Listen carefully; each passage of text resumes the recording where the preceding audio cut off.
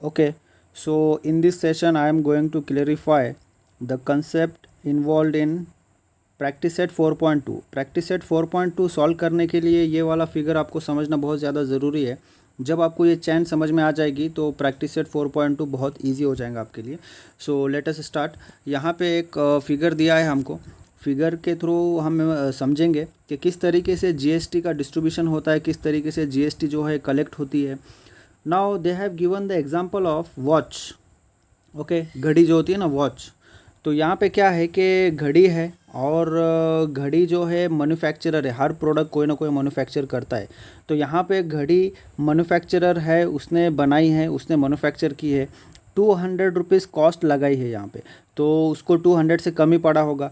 उसने जो ये वॉच मैन्युफैक्चरर ने बनाई है तो मे बी उसको 150, 140, 170 का पड़ा रहेगा और उसने उसका प्रॉफिट ऐड किया रहेगा। तो व्हेन अ मैन्युफैक्चरर प्रोड्यूसेस और manufactures a product he add his own profit. तो suppose for example round figure लेते हैं, ये जो 200 है, तो समझो इसने 150 रुपया में एक घड़ी बनाई। 150 रुपीज़ में मैन्युफैक्चरर ने एक घड़ी जो है मैन्युफैक्चर की। उसके बाद मैन्युफैक्चरर डायरेक्ट जो है रिटेलर को नहीं देता, उसके पास इतना टाइम नहीं रहता है, वो मैन्युफैक्चरिंग प्रोसेस में बहुत ज़्यादा बिजी रहता है। तो वो क्या करता है, वो होलसेलर को जो है तो उसका जो भी मटेरियल या जो भी प्रोडक्ट रहेगा वो देता है। तो यहाँ पे वॉच के केस में क्या होगा, मैन्युफैक्चरर होलसेलर को अपना प्रोडक्ट देगा। ठीक है, मैन्युफैक्चरर जो है वो होलसेलर को अपनी वॉच देगा। होलसेलर को उसने बताया कि 200 रुपीज़ जो है इसका कॉस्ट है। तो 200 रुपीज़ कॉस्ट है, मैन्युफैक्चरर का उसमें प्रॉफिट भी है।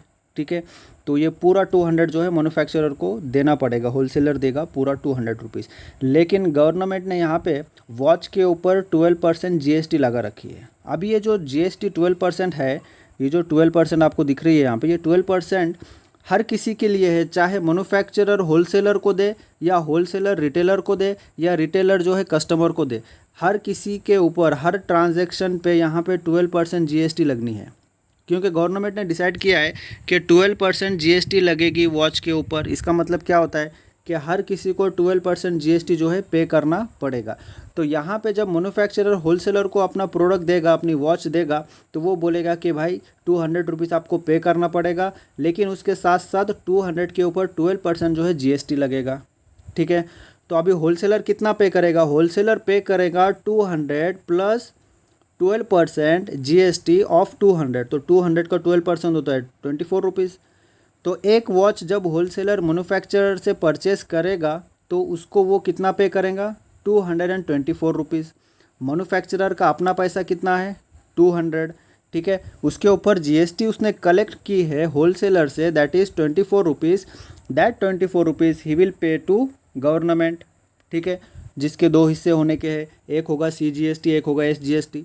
मतलब ये जो 24 रुपया ये इसको गवर्नमेंट को दे रहा है, उसका 12 रुपया होगा सीजीएसटी, 12 रुपया होगा एसजीएसटी। ठीक है, तो यहाँ पे क्या हो गया, मैन्युफैक्चरर ने अपना प्रोडक्ट होलसेलर को दिया, होलसेलर ने मैन्युफैक्चरर से वो प्रोडक्ट को परचेस किया और उसका जीएसटी पे कर दिया 24 रुपीज़, जो मैन्युफैक्चरर सीधे उठा के गवर्नमेंट को देने वाला है। ठीक है, यहाँ तक क्लियर हो गया। अभी होलसेलर को ये वॉच पड़ा 200 का प्लस जीएसटी। अभी होलसेलर क्या करेगा, होलसेलर इस 200 में अपना प्रॉफिट लगाएगा। होलसेलर बोलेगा मैं तो 300 में बेचूंगा। रिटेलर आएगा उसके पास, तो होलसेलर बोलेगा मैं ये वॉच 300 में बेचूंगा, 100 रुपीज़ मेरा प्रॉफिट रहेगा।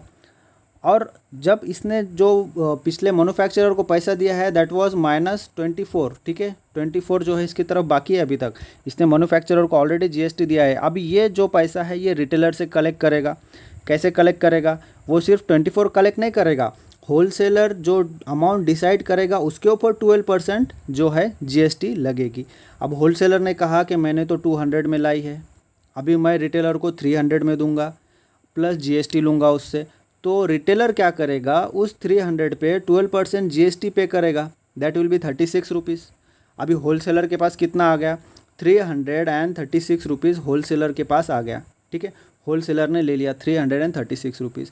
अभी होलसेलर के पास 300 रुपीज़ तो होलसेलर का अपना खुद का प्रॉफिट है। ठीक है, उसके बाद में क्या करेगा होलसेलर, जो ऊपर का 36 रुपीज़ उसने कलेक्ट किया है रिटेलर से, उसमें से अपना पिछला 24 रुपया निकाल लेगा।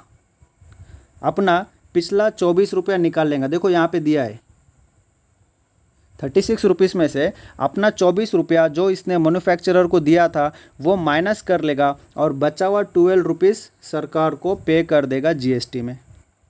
मतलब ये भी क्लियर हो गया, मैन्युफैक्चरर का हिसाब क्लियर, अपना प्रॉफिट आ गया, और इसका भी हिसाब क्लियर हो गया, इसका भी प्रॉफिट आ गया और जीएसटी सरकार को दे दिया। अभी रिटेलर जो है, रिटेलर को ये वॉच कितने का आया? 300 प्लस जीएसटी, और जीएसटी इसने 12% ही दी है, तो 300 में इसने वॉच परचेस किया। जीएसटी का हिसाब अलग से रखेगा। अभी रिटेलर ने ये सोचा कि ये जो 300 में मैंने वॉच खरीदा, इसको मैं 400 में कस्टमर को बेचेगा। ठीक है, तो रिटेलर ने क्या किया, यहाँ पे वॉच जो है कस्टमर को बेची 400 रुपीज़ में, अपना प्रॉफिट लगा लिया 100 रुपीज़ और 400 रुपीज़ में कस्टमर को बेची प्लस जीएसटी। अब ये 400 पे 12% जीएसटी लगेगा। अभी देखो यहाँ पे होल सेलर और मैन्युफैक्चरर क्लियर हो गए दोनों भी। ठीक है, इसने इसको 24 रुपीज़ दिया और रिटेलर से कलेक्ट किया, कलेक्ट करके अपना माइनस किया और बचा हुआ जो है तो सरकार को पे कर दिया। ठीक है, अभी रिटेलर की बारी है। रिटेलर ने कस्टमर से 400 रुपीज़ लिया, अपना प्रॉफिट निकाल लिया। ठीक है, और जो अभी देखो यहाँ पे इसने इसको 36 रुपीज़ दिया था, तो ये -36 में चल रहा है। कौन? रिटेलर -36 रुपीज़ में चल रहा है। अभी रिटेलर कस्टमर को 400 में वॉच बेचेगा तो 400 के ऊपर 12% जीएसटी लगाएगा, 12% जीएसटी लगाएगा। ठीक है, तो वो हो जाएगा 48 रुपीज़। अब 48 में से वो क्या करेगा, 36 अपना माइनस कर लेगा, यहाँ पे दिया है। ठीक है, तो इसने जो पिछली बार होलसेलर को दिया था 36 रुपीज़, वो 48 रुपीज़ में से माइनस कर लेगा और बचा हुआ 12 रुपीज़ जो है सरकार को दे देगा। मतलब रिटेलर भी क्लियर हो गया, होलसेलर भी क्लियर हो गया, मैन्युफैक्चरर भी क्लियर हो गया। तो अभी लोड किस पे आया? लोड आया कस्टमर के ऊपर। ठीक है, कस्टमर ने 400 रुपीज़ पे किया प्लस जीएसटी भी पे किया। ठीक है, तो अभी इस चार्ट के बाद अभी हम ये समझेंगे कि B2B क्या है। जब मैन्युफैक्चरर होलसेलर को माल बेचेगा, अपना प्रोडक्ट बेचेगा, तो क्या होगा, ये ट्रांजैक्शन जो होगा ये B2B होगा, बिजनेस टू बिजनेस। उसके बाद जब होलसेलर रिटेलर को बेचेगा, ये भी B2B होगा। क्यों? क्योंकि दोनों भी बिजनेसमैन है। और जब ये रिटेलर कस्टमर को बेचेगा, ये कहलाएगा B2C, बिकॉज बिजनेसमैन ने माल बेचा कस्टमर को। ठीक है, तो ये हो गया अपना B2B, B2B और B2C। अभी अगला पार्ट देखेंगे जो कि इम्पोर्टेंट है 4.2 के लिए। ये सारे का मतलब मैं आपको शॉर्टकट में समझा देता हूँ, ध्यान से सुनना। जब भी कोई ट्रेडर, ठीक है, जब भी कोई ट्रेडर माल परचेस करता है किसी से, ठीक है, तो क्या होगा, माल इन होगा तो एक टैक्स भरेगा, तो वो कहलाएगा इनपुट टैक्स। ठीक है, इनपुट टैक्स क्या होता है? जब भी कोई जब भी कोई ट्रेडर माल परचेस करता है, when trader pays GST at the time of purchase, then it is called as input tax. जब माल इन होगा तो क्या होगा, जब माल इन होगा that time he will pay some GST, that will called as input tax.